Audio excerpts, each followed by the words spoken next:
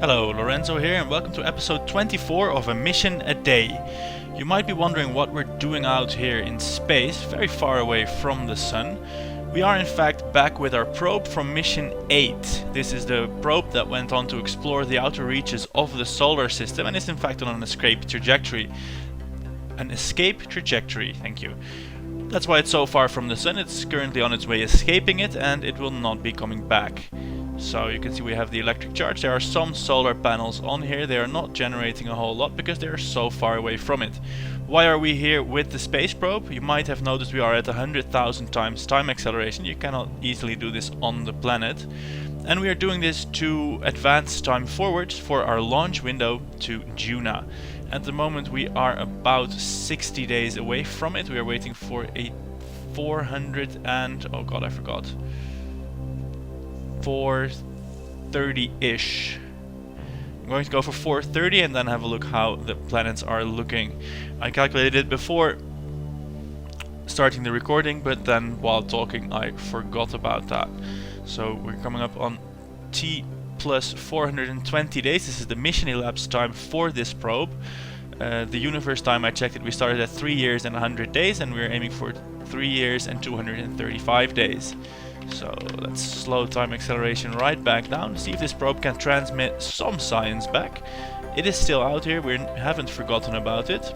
It has the pressure, it basically only has the gravioli sensor. High over the sun, still the same as it was, but we're going to transmit that because why not of it.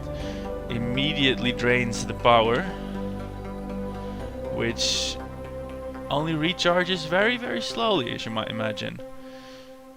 This far out from the sun. Well, we're not caring about this science anyway, it's too little and we're on our way to launch a actual science mission. Now let me show you the probe because it is quite something. It is pretty good if you do ask me. And you just asked me, or if you didn't ask me, I don't know what you're doing because you're watching my video and I'm saying the questions that you better well be asking me or something. Right, the launch window is in a state of what we call close enough. Let's have a look at the tracking station.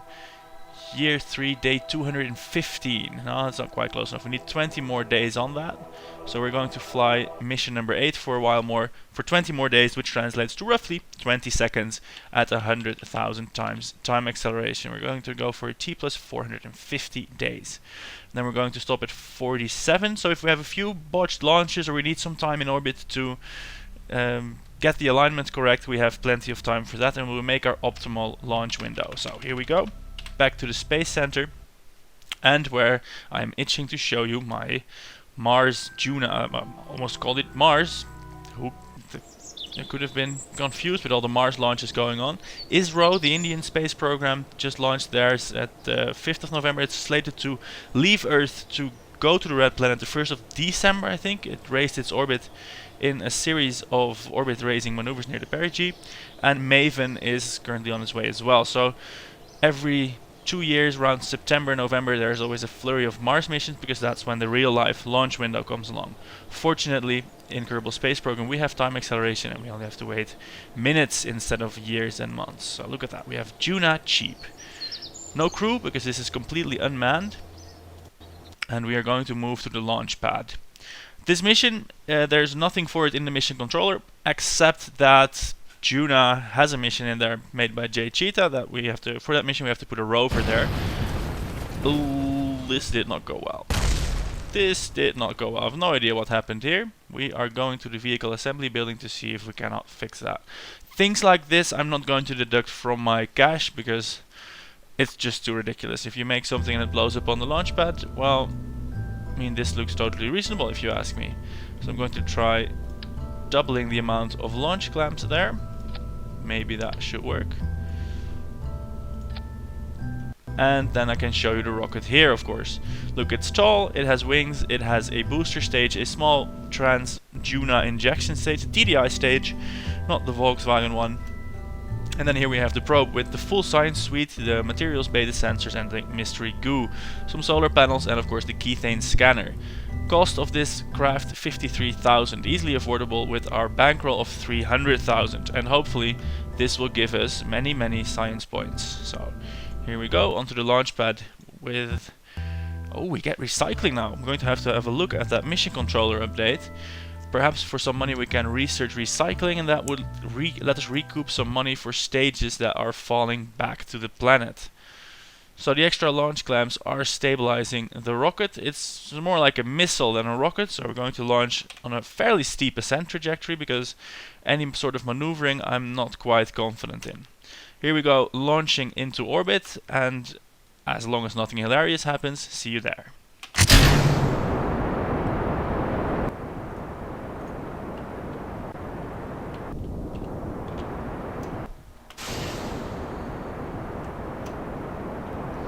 So here we are on our Duna injection stage. I set the conic patch draw limit at only 2 or 3 actually, and because we're encountering the moon here, it made it a little bit difficult to see whether we're actually going to meet up with Duna. But I did line up the ejection angle pretty good with the path of Kerbal, and that should put us in the neighborhood of Duna. If not, hopefully a mid-course correction can fix that. Now you saw me fiddling with the Kethane scanner, which costs a horrendous amount of energy, but as we have solar panels to deploy after we finish this burn, I thought to turn it on, scan a little bit of our home planet, and so far there is not a lot of Kethane to be found there, actually. I only did scan a strip of the ocean. I wouldn't know how to extract that from there, but still there's not a huge amount of it. Leaving the planet behind on the night side and cutting out the burn there. I'm going to do... wow. Oh, that's just the trajectory indication. I'm going to do the time acceleration thing until I am past the moon to see our encounter node there. This is... oh, no, stop. Ooh, oh, no, I'm running out of power. And hopefully I can deactivate the detector here. Is it deactivated? Yes. So as soon as the solar panels, of which there should be 1 or 2, are exposed... here is one. That is exposed. Great. That should give us some energy, so we don't lose control of the craft. Direct sunlight, energy flow very low, so hopefully upon time warping a bit, these solar panels will actually get exposed so that they will generate more power than the probe core is actually sucking down. Because if that does not happen, then we have no way of regaining control of this craft ever again, which obviously is not the intention. We need it past this. So here we are going into Kerbal orbit, and we did not in fact get to an encounter with Duna, so we do need to regain control of the probe. So let's see if we have enough power to deploy a solar panel. We do, which immediately should fix all our problems. This is great. Please orient yourself to the sun, dear solar panel, like you have done now, and recharge my batteries. That is great job you did there. Amazing. So we have full batteries, which means that we can now plot a course correction in all comfort. We need a little bit more speed. We can certainly do that. See if we can't make it encounter Duna.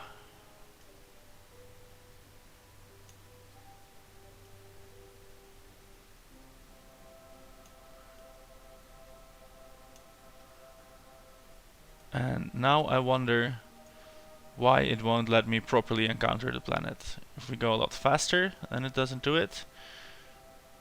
Did I botch it? Did I botch it? That is the question. Can I fix it by going radially a bit?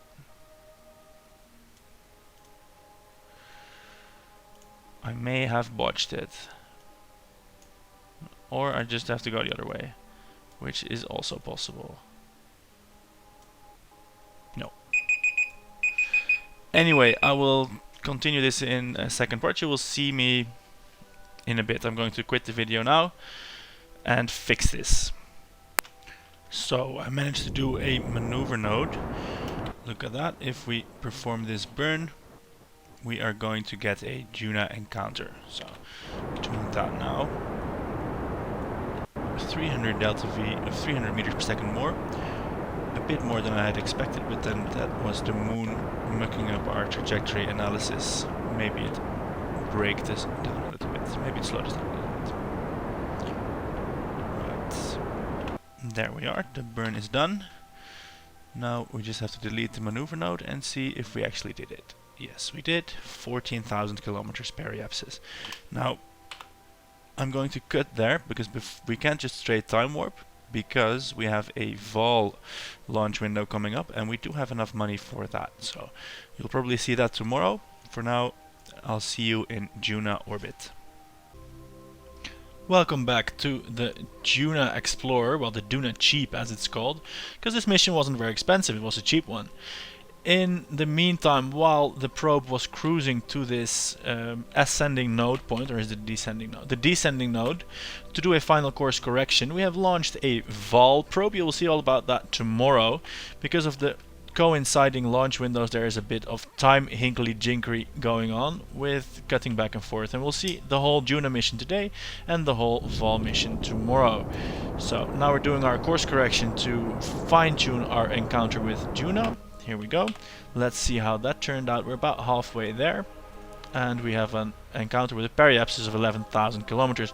Not great, not very low, but I have a feeling we have delta V to spare, and we are not going to attempt an aero braking maneuver because we didn't pack a heat shield, and I've not been feeling confident enough to actually aero brake into a extra Kerbin target into another planet.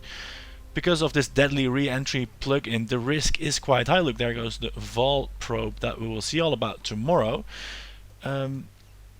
Because of the risks involved in aero braking, namely tumbling out of control, burning up and crashing horribly, I have not yet wanted to do this on a expensive long-range probe. That will just be a risk I'm not willing to take. Look, we're coming in here under the system, which is great because this is an exploring, scanning satellite, paving the way for the rover that is eventually going to land on the planet. Think a periapsis of 700 kilometers, no, a little bit lower, 400 kilometers, 375 kilometers is a good starting point. That's a kilometer per second of delta V, which should easily be in the tanks. Because this is a scanning probe that will scan for Kethane, do science, we don't need to come in for a landing, we don't want to touch the atmosphere, we want to stay up in the air, well, up in space where we are now, so we can run our experiments. In fact, I was almost forgetting to do that, but we are now in the Junian sphere of influence, so let's run these experiments. Go for the mystery goo first. Observe the mystery goo. High in space, it feels at home. Great, we can transmit that home. We have all the power to do this. This is great. And let's have a look at our materials bay. Material bay, high radiation space glow, but at Duna 175 points. So transmit that home, and I'm going to transmit everything twice. I'm not going to spam it till until we get every possible point. That's a bit cheaty, I feel, but twice is reasonable because repeating an experiment is never a bad idea in science. Didn't you know? We have the power to do these transmissions, so we can transmit this one again, and then we're going to have a look at our smaller sensors. Temperature sensor, log the temperature, doesn't do it. Log the pressure, doesn't do it. We might dip into the upper atmosphere to do an experiment there, but not in the first pass. When we have exhausted the use of this satellite, we might do that a little bit later. Seismic data can't be done. Gravioli data might be able to be done. 420 points. Now there is something wrong with these science points, and because this is not a one-to-one ratio, something is wrong with that, and you get less points. So it's not as good as it seems, but still we get a good amount of points from the Gravioli sensor. Gravity appears lowest in the massive canyon that stretches across the surface. That's weird. For our rover mission that we are going to attempt one of the upcoming days, it tasks us to land a rover, which is a problem in and of itself because we don't have rover wheels research. We have to do that, well, after this mission maybe. And it tasks us to find a landing spot that is lower than 2,500 meters. So we're going to have a good look at the terrain. There's no radar or laser altimeter on this satellite, but we can have a look at Duna, see which regions appear lowest, and that is a very Kerbal approved way of doing science, I'm sure. So, time to time warp, thank you for enunciating. Time warp up to the maneuver node, where we will break into orbit. Look, there it is, the red planet with its white ice caps. We will time warp to the periapsis, which is still quite high, and then break into a somewhat lower orbit, where we will hopefully be able to do more science. The companion moon Ike to Duna might be worth visiting, but not until we have done a good few gravity scans and Kethane scans as well off of Duna. Because what I was thinking of with the Kethane mod, what we could do is, if we design a small lander with heat shields, parachutes and everything, a drill and a refinery on board, we can land that on Duna on a Kethane deposit, refuel there, and then fly the whole refueled ship back to Kerbin. That would be quite cool, I think. To do this, obviously, we would first need to identify Kethane deposits, which is what this satellite and the upcoming rover are for. So we aren't just going to visit Duna and then never come back, but we are going to establish a small infrastructure there. So we are now almost at our periapsis, our burn point for this orbital insertion. We still haven't had to use the satellite's onboard fuel reserves. We're still using the booster stage that got us here in the first place, which leads me to not caring that much about the exact efficiencies of these burns, because we probably have plenty of delta V in our tanks. Braking now. Actually, relative to the Sun, we are speeding up, matching orbits with Duna, but relative to Duna, we are braking, because relative to Duna, we are on an escape trajectory. Isn't it lovely how solar orbital mechanics work? About halfway through the burn, and maybe I was a little bit too optimistic about the delta V in our satellite and spaceship, because the tank is depleting a little bit faster than I would have thought. Still, there shouldn't be a problem establishing this orbit. There we go. The booster stage is depleted. 300 meters per second more to be done on this engine, and this upper stage will remain in a high... Is it even in orbit yet? No, that will continue on to a solar orbit. So that will not litter Duna, it will go on forever around the Sun. Quite an accidental feat of tidy solar engineering. Well, not solar engineering, but we're not mucking up Duna, that's what I'm saying. So our periapsis is now fairly high, and we're going to plan a burn there to reduce that right to an altitude of 300. Let's try and make it a neat orbit. 200 kilometers by 180. That should do for our scanning needs. That's another 280 meter per second burn, which should be in the tank, but then not a whole lot more will be in it. So maybe I forgot that this was in fact a budget mission. We're not packing that much delta V after all. So I'm going to time warp again. I can't find the planet now in the star finder. Ah, there it is. We are going towards that, and it will be 16 hours, 15 hours now before we will be able to do some more science experiments. Hopefully that will count as low orbit over Duna, otherwise we will of course lower the orbit again. We can see Ike going around there. If we have fuel, we are definitely going to set up an encounter with that as well to do more science, obviously. So 9 more hours until this periaps, 7 more hours, more time acceleration, 2 more hours, 1 more hour. Time acceleration is wonderful, isn't it? Can you imagine having to wait for 9 hours of me droning on about space and science and Kethane and plans and missions and probes and delta V? It's horrible. Fortunately, we have time acceleration for that. So 10 more minutes until our burn, which is estimated at a 16-second duration, which is modest. That works out to about 2-3 Gs. Pretty good for a tiny probe like this. coming over the ice caps now. And I'm not activating the Kethane scanner yet, because that is very power hungry. I am only going to activate that when we are in a stable orbit, because then if the power runs out, we could just have to wait and nothing horrible, disastrous will happen. While waiting for the exact periaps, we can do the materials bay again. See, still high in space over Duna, so I'm going to transmit that again, because if you ask me, this is a different spot. Bam, more science going home. Draining all the batteries on the transmitting, well, not all of them, a third of them even. And now we are going to burn to establish orbit here. And I think that because this still means high in space, we might have to lower that orbit a little bit more. Go for a 60-kilometer orbit, which is possible because Duna's atmosphere doesn't extend quite as high as does Kerbin's. So we're going to go ahead and lower this orbit without maneuver nodes, just by looking at the map view what the altitude is going to be. It's 170 now. And we are on our last dregs of fuel. So I really did overestimate. Well, actually one could argue that this is perfect mission planning, because we have enough fuel and nothing else. So that is quite great actually.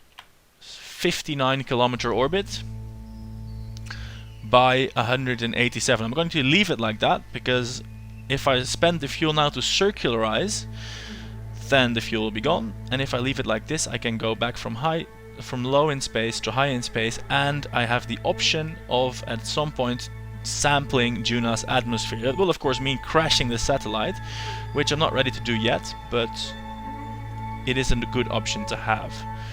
We can, if we need more science in a pinch, we can do that. So nice Duna polar cap, and let's have a look at our Kethane readings here. Have we? We're starting the scan at the pole. That is pretty great. I think. No data, none, no Kethane. So I'm going to punch that time acceleration, and when we are at the low point of the planet, come on, when we are at the periapsis of our orbit at 60 kilometers, we are going to run our science experiments again.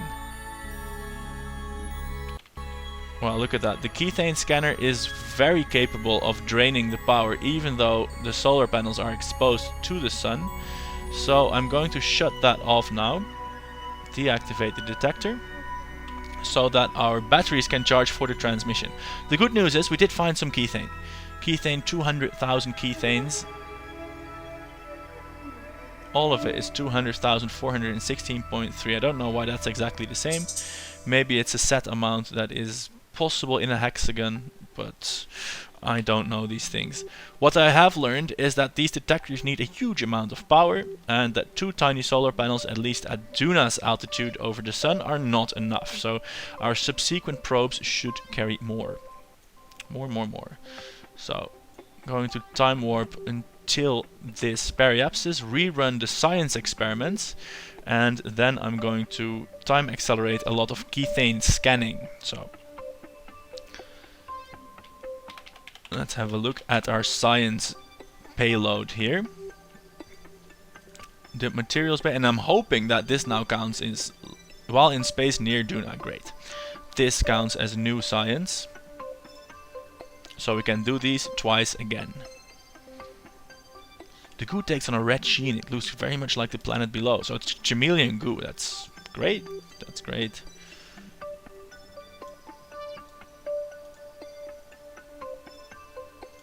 So that's 2 goo readings. Ooh, planet below looks white. Goo, you are inaccurate. The gravity data, send that again, and queue that again. So sending all that data twice, and this satellite, wow, this is a good picture. I'm going to take that picture as soon as the crazy transmission logs disappear. But I'm definitely liking this picture. It's mostly black, so it probably won't do much good as a thumbnail, but I'm going to try and do that anyway. Go on, can this I want this. Oh, no, no, no. That's going to take a while still. I want this text to go away. I'm going to just do it like this. I have a screenshot. Spoiled completely by the not enough electric charge warning. But hey, at least we're getting the science points in. So I'm going to time warp so that that transmission at least can happen. And we have...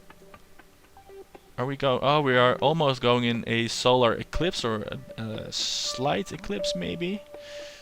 I could possibly turn the ship to expose the solar panels more, but we're going behind Duna now. So we're going to run out of sunlight, and we're entering a communications blackout. As the batteries run dry, there is no more control of the probe. Fortunately, it's in orbit, and that doesn't really matter. So here we go, full charge on the batteries, and that means that now we can reactivate this key. First, we're going to orient the probe to the sun for maximum solar panel exposure, and then we are going to activate the Kethane scanner, switch to the map view, and see what it comes up with. Oh, in the sun, the panels are enough to run the detector. That's great. That's great news. That means that we can scan the whole planet like this, at least most of it. And you can see here, the scan paths are diverging. This is because we are in an, well, it's not a perfect polar orbit, but we are definitely not in an equatorial orbit. And this means that the planet is rotating underneath us. This means that without changing the trajectory, we can scan many areas of the planet, which is a great benefit, and also what polar orbits are used for a lot. Anyway, this will take a while. I will leave this to run, and I will not bore you with it. So I will see you in a bit when we have scanned a good bit of the planet. See you. So there we are. Time has been accelerated a fair bit forwards. I went to lunch and basically left the game running. And as you can see, we have made quite a few passes over the planets, scanning for Kethane. Interestingly, the bands are broken up on the dark side here. This is where the batteries run out of juice when the sun is not visible. So that's quite nicely visible which bits that are, or maybe even this complete bit. Of course the planet is rotating. I don't know what to make of this difference. Why is... Oh, because... Oh, nice! Because here we are eclipsed for longer, and here we are only eclipsed for a little bit. That's it. Anyway, we have found some Kethane. It's on the pole, even more on the opposite pole. There's quite a lot of it here. And for our lander, if that hypothetical lander that could someday go there, we have to land low, so around this area, probably something flat. We have a small deposit here, and an even smaller deposit here along the equator. Along the equator is easier to land on for a first approach, and especially if you want to get back there, but the poles here, they look a lot richer in Kethane. Anyway, this was the scanning part of the mission. At some point in the future we're going to dip this probe down into the atmosphere and sample that, but for now we're going to leave it in place and return to the Space Center. So let's have a look at the science we gathered and see if we can't make a probe with that, because we are going to have to return to Duna, land a rover on there, and use that to get some money, because if we look at the missions here, a test drive will give us 350,000 credits, and we'll be able to get there rather cheaply because it's not that far. So when we go to the R&D center, we have 578 science points, and we're going to research rovers with this science. So here we go, we have the Rove Mate, 2 wheels, and I think, well, even a command seat. Awesome. I think this should probably be enough to unlock all the rovers we need. So 300 science points for that. Going to go ahead and unlock that. Here we go, and what do we have here? Advanced motors. Wheel technology is just rolling along now. You could even say our engineers are on a roll with it. Ha ha ha. Nice. The model XL3, ruggedized vehicular wheel. Yeah, this is not what we need, I don't think. This is probably will enable us to do the rover mission. What do we need? We need the Rove Mate. Batteries, we have them. Photovoltaic panels, we have them. Material bay, we have that. And 4 Mark II radial mount. That's specific, but right, we'll bring the 4 radial parachutes. Why not? We'll make it a parachute landed rover. That sounds good. So we're going to do that for one of the next missions. We have now just under 300 science left. We could get airplane parts here. We're not going to do that. We've never missed them yet. Or landing gear and micro landing struts. No, we don't need that either. We are going to save our science for this bit of the tech tree. The big solar panels. Another probe core. Great. The remote guidance units. Everything like that. Yes, we are going to save it for this. And at some point we will research the larger command pods. Oh, this would be nice. A cupola module for the space station. 300 science points. Well, we'll see how much science we get back from the Vol mission tomorrow. For now, this was Lorenzo, and thanks for watching. I hope you enjoyed it. If you did, leave a like, a comment, a subscription, and as you know, for every view I get 100 credits, and for every subscription 1,000. So if you want any of these future missions to get off the ground, literally and figuratively, go ahead, watch, share, and subscribe. Thanks for watching again, and I'll be seeing you tomorrow. Goodbye.